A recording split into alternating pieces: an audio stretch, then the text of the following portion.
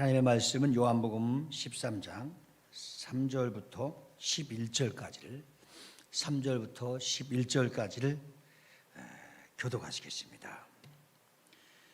저녁 먹는 중 예수는 아버지께서 모든 것을 자기 손에 맡기신 것과 또 자기가 하나님께로부터 오셨다가 하나님께로 돌아가실 것을 아시고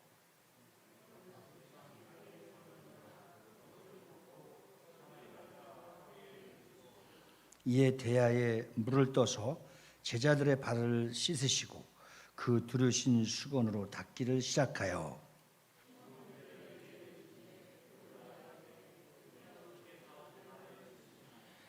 예수께서 대답하여 이르시되 내가 하는 것을 네가 지금은 알지 못하나 이후에는 알리라.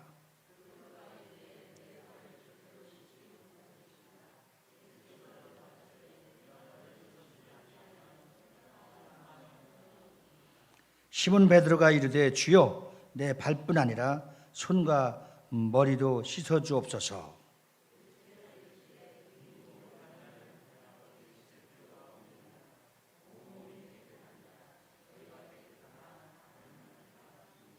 같이요. 이는 자기를 팔자가 누구인지 그러므로 아멘. 15절 말씀 다 같이 15절 시작. 내가 너희에게 행한 것 같이 너희도 행하게 하려 본을 아멘. 우리 한번 옆 사람하고 그렇게 한번 인사하십시다. 섬김은 예수님의 성품을 담는 것입니다. 시작. 섬김은 예수님의 성품을 이것이 섬김입니다. 믿으시면 아멘. 예수님의 제자들과 마지막 식사를 여기에 기록된 바로 저녁 시간이었습니다. 저녁 시간을 택한 이유는 좀 한가롭고 편안한 이 가족과 함께 할 수 있는, 여러분들이 가족과 함께 회식도 하고 좋은 시간을 갖는 것과 같이 예수님도 제자들과 아주 행복한 시간을 갖는 그러한 시간이라고 보아집니다. 예수님이 제자들의 발을 씻기면서 가르쳤던 교훈이 가장 중요한 초점이 포인트가 오늘 섬김입니다. 우리 따라서 합시다. 섬김. 우리 마음속에 뇌 각인을 시켜야 됩니다. 오늘 예수님이 제자들에게 행하실 일이 무엇입니까? 섬김입니다. 그 섬김의 표현이 발을 씻어주는 소위 세족식이라고 하는 그런 행위입니다.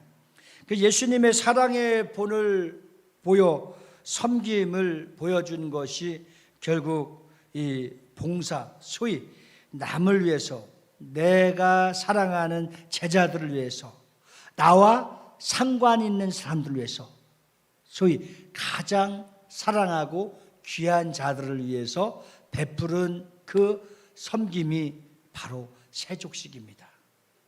우리가 올해 여름 수련을 가면은 밤에 집회를 하고 나서 꼭 세족식을 하려고 했는데 코로나로 인해서 우리가 사실 수련회를 할 수 없게 된 그러한 아쉬움이 분명히 있습니다.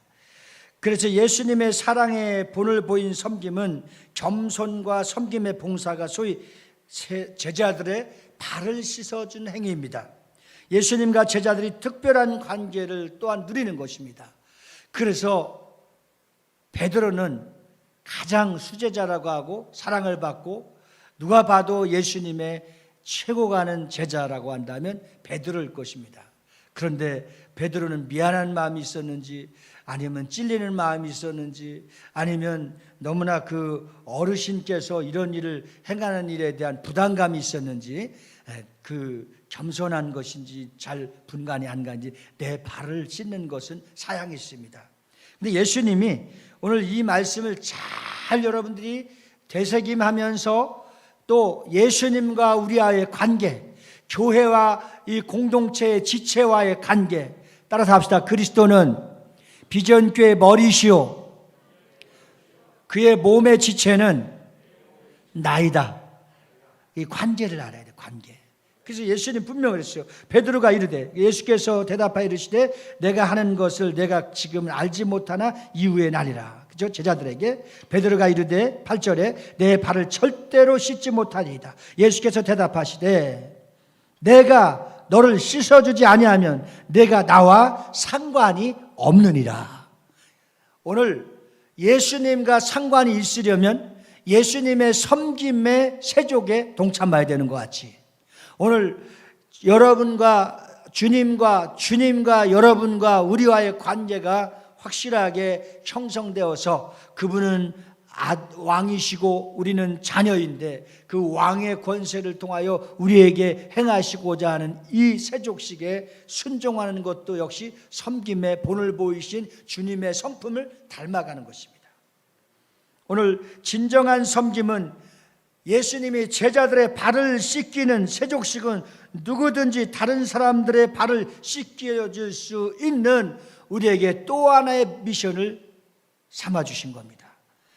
천한 일에도 또 사람의 체면으로 생각하지 않고 섬김과 사랑과 겸손을 주고자 하는 교훈을 우리에게 직접 보여주신 겁니다.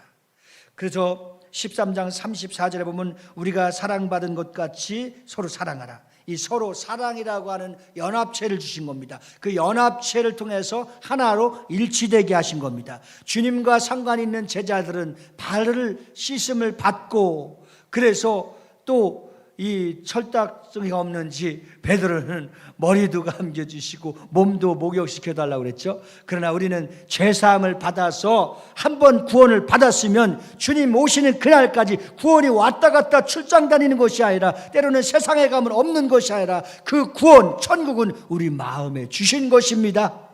그래서 이제 한번 구원받은 사람은 계속해서 충만함을 받고 충족함을 받고 위로부터 공급함을 받는 것과 같이 우리 계속해서 성령 충만을 받아서 그 능력을 누릴 수 있듯이 우리는 이제 발은 세상에 가고 땅을 밟을 때마다 더러워질 수 있으니 항상 발을 씻는 것과 같이 영적인 의미가 깊은 것입니다. 이 섬김의 행위가 끊임없이 죄는 사함받아서 구원받고 천국 가는 그날까지 흔들리지 않지만, 그러나 우리의 죄는 항상 회개를 통하여서 또 삶의 또 씻음을 통해서 우리가 깨끗함을 받듯이 우리는 주께서 비전교회 공동체를 사랑한 것 같이 너희도 서로 사랑하라는 것은 발을 씻어주는 것과 같이 섬김의 공동체는 주님 오시는 그날까지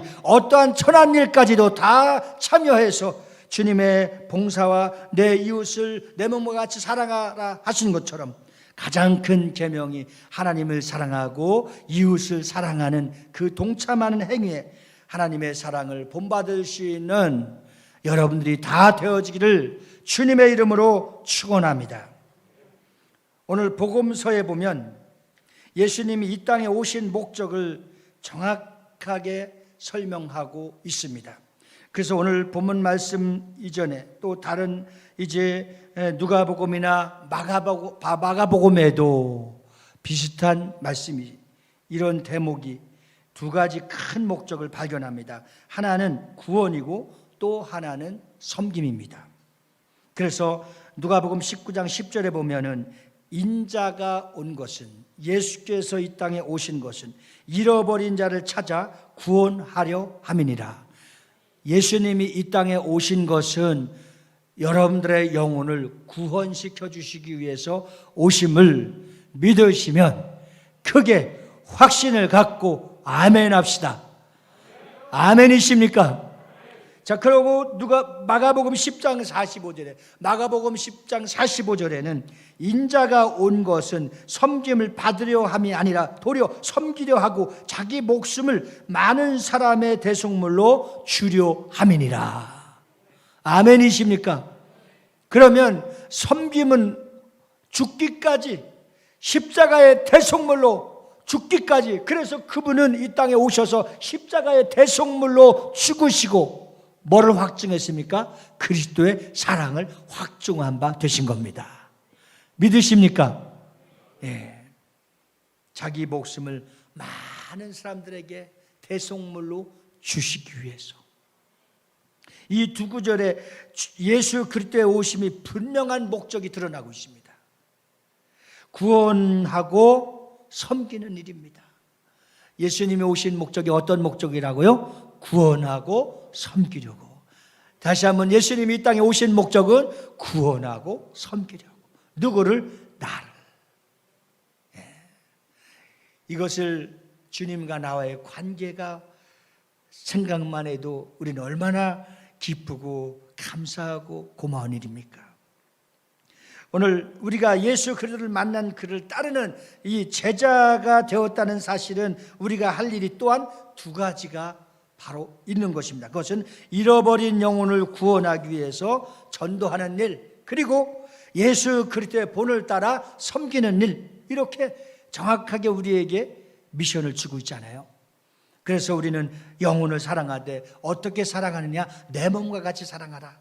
그리고 이웃을 어떻게 사랑하라고 그랬습니까? 그 영혼을 사랑해서 예수님 앞으로 인도하는 겁니다. 그래서 이것을 바로 우리는 하나의 명령을 받았는데, 이 명령을 해도 되고 안 해도 되는 것이 아니라 무조건 순종해야 되는데, 주님께로 받은 그 가장 큰 위대한 명령이 무엇입니까? 바로 전도의 명령에 순종할 수 있는 우리가 되길 예수님으로 축원합니다. 그리고 이 전도의 명령에 대한 순종이 후자는 뭐냐? 사랑의 명령 대한 순종의 명령, 이것이 뭐냐? 섬기는 겁니다. 본문에 예수님이 제자들의 발을 씻기시면서 그 모습을 보여주는 유명한 대목입니다. 그런데 이 사건의 말미의 말씀을 주목해야 될 필요가 꼭 있다는 사실입니다. 요한복음 13장 15절 말씀에 내가 너희에게 행한 것 같이 너희도 행하게 하려 하여 본을 보였노라. 예수님의 본을 본받는 것이 뭐라고 그랬습니까? 섬기는 거라고 했습니다. 무슨 본입니까? 섬김의 본입니다. 그렇다면 이 섬김의 본은 왜 중요한가에 대하여서 우리가 오늘 이 시간에 함께 은혜를 받고자 합니다. 첫째는 사랑을 보이신 섬김입니다. 유월절 전에 예수께서 자기가 세상을 떠나 아버지께로 돌아가실 때가 이른 줄 아시고 세상에 있는 자기 사람들을 사랑하시되 끝까지 사랑하시니라. 요한복음 13장 1절 말씀에 예수님은 우리를 사랑하시되 언제까지 사랑하신다고요? 끝까지. 여러분들을 예수님이 사랑하시되 책임져 주시되 언제까지? 끝까지. 그 끝이라고 하는 것을 이렇게 표현합니다. 영원토록. 그래서 시편 기자는 우리가 주님을 찬양하되 어떻게 찬양하냐? 영원토록 찬양하라. 영영 세세토록 찬양하라. 그 사랑의 은혜를 잊지 않는 것이 바로 우리 하나님 여호와 하나님을 사랑하고 찬양하는 것이 우리의 거룩한 입술, 감사의 입술, 변화된 입술이 찬양하는 것입니다. 우리 믿음의 척도를 어떻게 계산할 수 있을까요? 우리 입술만 열면 그의 구원에 감사하고 그의 선하심에 감사하고 그의 간섭하심과 사랑에 감사할 수 있는 거룩하고 신령한 찬양의 입술이 되어지기를 예수님으로 축원합니다. 이번 주에 우리 비전교회 가족들이 공동체가 다 변하는 것이 하나 있다고 한다면 입술만 열면 감사하고 찬양할 수 있는 은혜가 있기를 예수님으로 축복합니다. 그래서 예수님의 사랑의 표현은 제자들에 대한 발을 씻김으로 나타납니다. 사랑은 추상명사가 아닙니다. 주님이 기대하시는 사랑, 그것은 바로 섬김으로 나타난 것입니다. 그리고 이 발 씻김의 섬김 후 이 장을 마지막 부분에 예수님은 제자들을 향하여서 이 다락방 강화가 시작됩니다. 가장 중요한 설교입니다. 중요한 레슨이 어떻게 시작되는지를 오늘 본문 요한복음 13장 34절 35절 말씀을 보십시오. 다 같이 함께 읽겠습니다. 시작. 새 계명을 너희에게 주노니 서로 사랑하라. 내가 너희를 사랑한 것 같이 너희도 서로 사랑하라. 너희가 서로 사랑하면 이로써 모든 사람이 너희가 내 제자인 줄 알리라. 우리 실천적 사랑의 행위를 가르쳐주고 있습니다. 너희가 기도를 많이 하면 혹은 성경을 많이 암송하면 또 많은 역사를 알고 있는 것을 통해서 예수님은 제자라고 말하지 않았습니다. 서로 사랑하는 자가, 이 사랑은 어떤 사랑입니까? 조건 없는 사랑.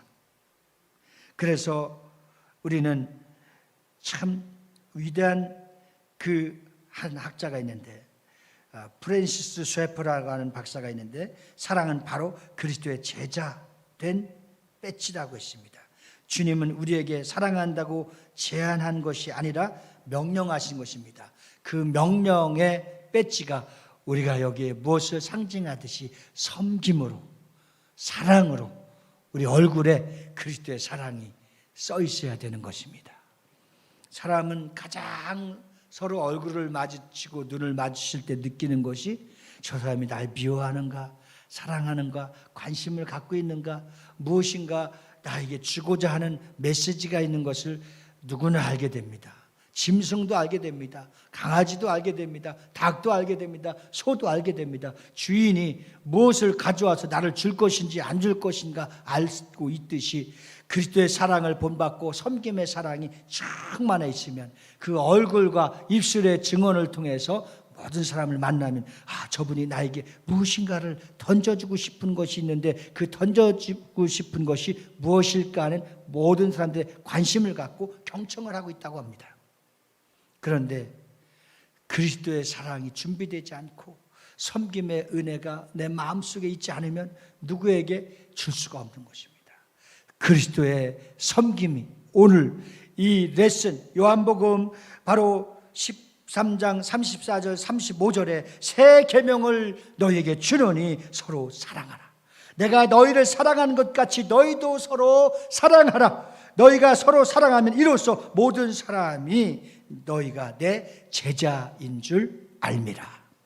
오늘 비전교회를 향하신 그리스도의 사랑은 우리 안에 갖고 있는 이 말씀의 구원의 메시지가 모든 세상 사람들을 향하여, 이웃을 향하여, 가정을 향하여, 친구를 향하여, 캠퍼스를 향하여, 직장을 향하여, 사업장을 향하여, 이웃을 향하여 가는 곳마다 그리스도의 섬김의 사랑이 배어 있어서 주지 않으면 견딜 수 없는 하나님의 사랑을 풍성하게 듬뿍 받고 그 사랑을 전달할 수 있는 참 제자가 비전교회 성도들이 되기를 소망합니다. 주님도 또한 그렇게 되기를 우리를 축복하시고 더 큰 하나님의 위대한 사랑을 예비하시고 준비해 주신 줄 믿습니다. 오늘 두 번째 섬김은 희생의 섬김입니다. 예수님은 저녁 잡수시던 자리에서 일어나 겉옷을 이제 벗으셨다고 그랬잖아요. 겉옷을 벗으시고 그리고 대야에다가 물을 이제 떠오신 후에 허리에 수건을 차시고 무릎을 꿇은 채 이 겸손의 가장 겸손의 낮은 자의 섬김의 제사 바로 자세가 이 모습입니다. 한 사람 한 사람 발을 닦아주셨습니다. 그는 섬기기 위해 자존심을 다 내려놓고 바로 그 시간에 수건을 그리고 땀 흘리면서 희생하셨습니다. 그것은 하나님이신 예수님이 이 땅에 오셔서 자기를 사랑하는 자에게, 자기를 가장 관심 있고 사랑하는 자에게 끝까지 책임져 주시면서 마음을 비우면서 섬겨주신 겁니다. 바울 사도의 그리스도의 삶에 대하여서는 이렇게 증언하고 있습니다. 빌립보서 2장 6절 8절에 보면 그는 근본 하나님의 본체시나 하나님과 동등됨을 취할 것으로 여기지 아니하시고 오히려 자기를 비워 종의 형체를 가지사 사람들과 같이 되셨고 사람의 모양으로 나타나사 자기를 낮추시고 죽기까지 복종하셨으니 곧 십자가에 죽으심이라. 하나님이신 예수 그리스도께서 물을, 피를, 땀을 다 흘리시고 바로 십자가의 대속물의 희생, 십자가의 틀에 희생을 다 하셔서 하나님의 종이 되셨다는 것입니다. 종이 되시기 위해서 자신을 다 비우시고 낮추신 겁니다. 그리고 마지막 어떤 겁니까? 죽으셨다는 것입니다. 목숨을 바쳐서 섬기셨다는 것입니다. 이것이 바로 하나님이신 예수님이 보여주신 종의 도리요 섬김의 삶이었습니다. 한마디로 희생의 제물, 희생의 삶이었습니다. 오늘 희생만이 위대한 열매를 맺을 수가 있다는 사실의 진리를 꼭 기억하시기를 예수 이름으로 축원합니다. 우리 한번 따라 합시다. 희생의 열매만이, 오른손을 가슴에 얹고 희생의 열매만이 거둘 수 있는 열매가 보이는 것입니다. 여러분들의 희생을 통해서, 어떤 사람은 한 희생을 통해서 하나님의 교회를 세우는 일을 하고, 어떤 사람은 자기 자신이 애지중지하며 또는 그 큰 고생을 다하며 정말 배고픔과 서름과 고생을 다하며 그 상처 속에 받아지고 얻어진 그 대가를 통해서 다 희생해서 선교하고 선교사들을 파송하는 사람도 있습니다. 이 위대한 무명의 희생들로 말미암아 전 세계 8, 90억 되는 영혼들을 살리는 일에 하나님은 관심을 갖고 그 섬김의 그 희생의 씨앗을 통해서 지금도 전 지구촌에서 영혼이 새 생명이 살아나고 죽어가는 영혼들을 살리는 놀라운 기적과 같은 열매를 거두고 계십니다. 그 일에 우리 모두가 남은 생애에 아름답게 쓰임받을 수 있기를 주님의 이름으로 축복합니다. 요한복음 12장 24절에서 예수님의 말씀은 이렇습니다.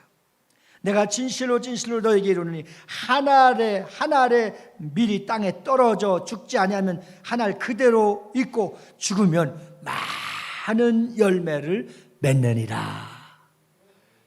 우리 옆 사람을 바라보면서 당신이 희생의 제물이 되어야 될 것입니다.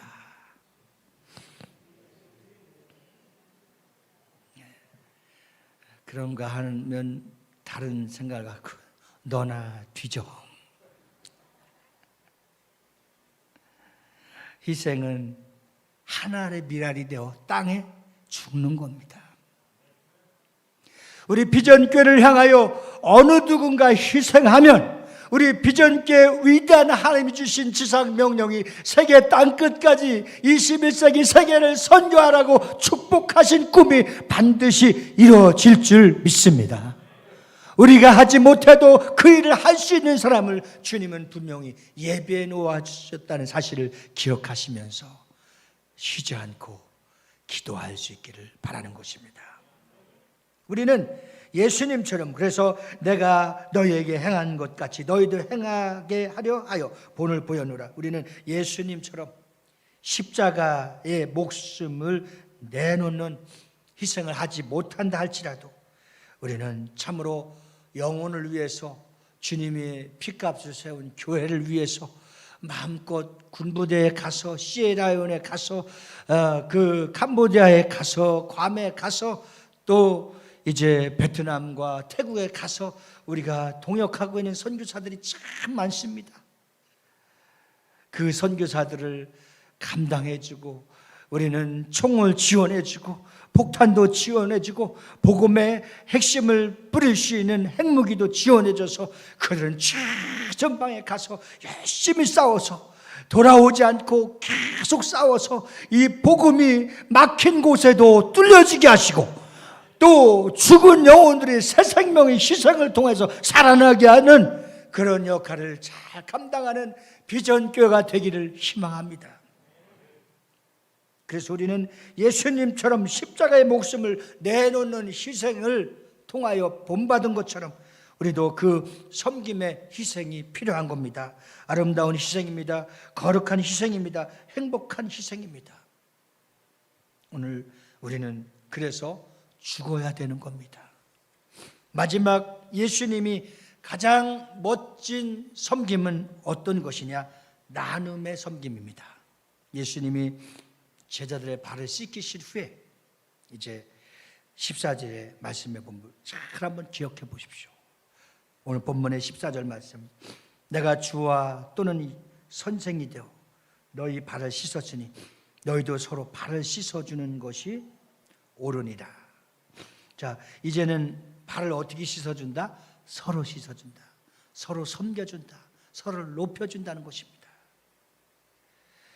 오늘 비도 오고 밥도 못 먹고 그러는데 대야 갖다 놓고 서로 발이나 씻어줄까요?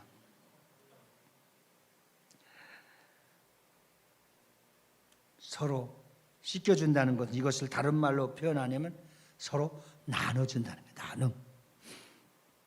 여러분 살아보면서 가장 기쁠 때가 언제입니까?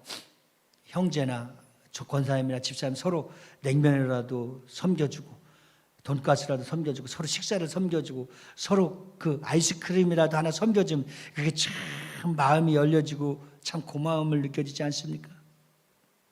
이렇게 서로가 힘들고 어렵다고 할 때 전화 한 통이나 좋은 영상이나 메시지를 통해서 또 좋은 성화나 그림을 통해서 여러분들이 이 나눠줄 수 있는 SNS를 통해서도 나눠줄 수 있는 그런 기회를 가져지면 저분이 나를 정말 사랑하는구나. 저분이 나에 대해서 참 관심을 갖고 있구나. 내가 힘들고 어려울 때 이 말씀을 붙들고 저가 나눠주는 그 기부의 기쁨의 선한 일을 통해서 힘을 얻고 용기를 얻고 감사해서 그도 또 참 기쁨을 표현하는 것과 같이 이것을 큰 것으로 생각하지 않고 작은 것 하나까지도 우리 한국의 속담에 콩 한쪽이라도 나눠 가지면 기쁨이 있는 것처럼 이 복음은 나눠주고 복음은 심으면 30배, 60배, 100배를 거둬주는 놀라운 열매가 있게 되는 것입니다. 이러한 열매가 우리 작은 손길의 섬김을 통해서 나타날 수 있기를 주님의 이름으로 축원합니다. 오늘 우리는 특별하게 어려움을 당하거나 IMF보다도 코로나19를 통해서 사실 더 나빠진 사람 없습니다. 왜? 여러분들이 외국을 나갈 수 있는 기회가 있는데 안 나갔으면 그 돈이 모아진 것입니다. 그리고 누군가가 여기에 정말 코로나19나 IMF부터 망했거나 패했거나 실패한 사람이 우리 한 사람도 없습니다. 그러면 더 나쁘지는 않은 겁니다. 감사하시기 바랍니다. 감사하시길 바랍니다. 오늘 가장 큰 구원받은 자의 은혜는 기부, 연보, 섬김, 헌금인 겁니다. 무엇으로 주님 앞에 표현하겠습니까? 오늘 전도서 4장 11절에 보면 또 두 사람이 함께 누우면 따뜻하거니와 한 사람이면 어찌 따뜻하랴. 우리는 합력하는 것, 이 공동체가 서로 합력하는 것, 그래서 합력하여 선을 이루는 작품이 전도가 되고 하나님의 교회가 세워지는 역사가 후반기에 우리 재직들을 통해서 강력하게 나타나기를 주의 이름으로 축원합니다. 우리 김용성 목사님을 통하여서 군대 법원리에 세워진 그 교회가 날로 부흥되고 군 부대의 교회가 세워지는 역사가 일어날 걸 믿고 축복합니다. 사랑하는 성도 여러분, 마게도냐의 교회 성도들이 보여준 나눔의 본을 기억해 봅니다. 그들은 예루살렘 지역 성도들이 기근으로 고생하는 소식을 듣고 그들을 향하여서 이런 기부를 했습니다. 고린도후서 8장 2절에 보면 환난의 많은 시련 가운데서 그들의 넘치는 기쁨과 극심한 가난이 그들의 풍성한 연부를 넘치도록 하게 하셨느니라. 그들 자신이 환난과 많은 시련, 극심한 가난을 겪으면서도 그들이 넘치는 기쁨으로 풍성한 연보를 기부할 수 있었던 것이 무엇입니까? 희생입니다. 나눔입니다. 주님이 이 땅에 오셔서 피 한 방울 남기지 않고 완전히 다 드린 것입니다. 이것이 헌신인 겁니다. 우리가 헌신이라고 하는 것이 사회나 보고 찬송인도나 하고 기도나 하고 성경 봉독이나 하는 행사가 아닌 겁니다. 우리는 이 헌신이라고 하는 것은 무엇인가 기념할 만한 일을 만들어지는 작품이 있어야 됩니다. 제가 여러분들에게 그렇게 한 가지만 부탁해 보겠습니다. 저는 어느 강사를 통해서 우리 교회에 오는 누구를 통해서 무엇이 만들어지는 것이 아니라 담임 목사의 목회와 우리의 고충과 우리의 어려움과 우리의 기도거리를 통해서 우리가 우리의 길을 비전교회 일을 비전교회 문제는 비전교회 문제를 비전교회가 감당해야 될 일은 비전교회 성도들이 감당하고 재직들이 감당했으면 좋겠습니다.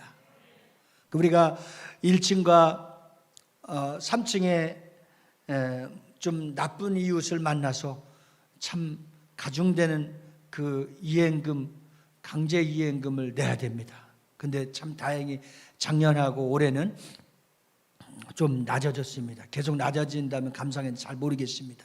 그 컨테이너를 계획했었는데 우리 교회는 컨테이너를 놓을 수 없다는 판정이 구청에서 통보를 받았습니다.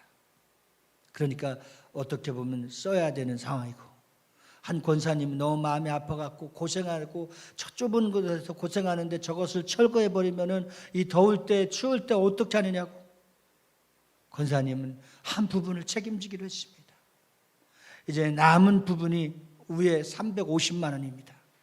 이것을 우리 재직들이 10만 원씩 십시일반해서 계속해서 그 뭡니까 이 강제 이 채무 이것 때문에 날라오는 것이 기분이 좋지 않습니다. 그래서 우리는 이번 헌신 예배를 통해서 이런 한 부분이 7월 마지막까지니까 7월 말까지 우리 재정부에서 감당해왔고, 이거 하나의 짐을 덜면 목회의 짐도 우리 교회 재정의 짐도 우리 교회 문제도 서로 짐을 나눠지면 행복해질 수 있고 기쁠 수 있습니다. 그래서 우리 모두가 이렇게 환난과 가난함과 극심한 고통 중에서도 이 마게도니아 성도들이 보여준 나눔의 본을, 그 모교회와 같은 예루살렘 교회 어려움의 소식을 듣고 우리도 가난하고 우리도 힘들고 환난 중에 있음에도 불구하고 그럼에도 천 성도들이 기부의 나눔을 통하여서 그 어려움을 꺼나갈 수 있는 은혜를 입은 것처럼 오늘 2020년도 재직 헌신 예배를 통해서 우리 전 재직이 그런 한 모범의 본을 보여서 교회가 지고 있고 목회자가 지고 있는 짐을 함께 나눌 수 있는 은혜가 있었으면 참 좋겠습니다.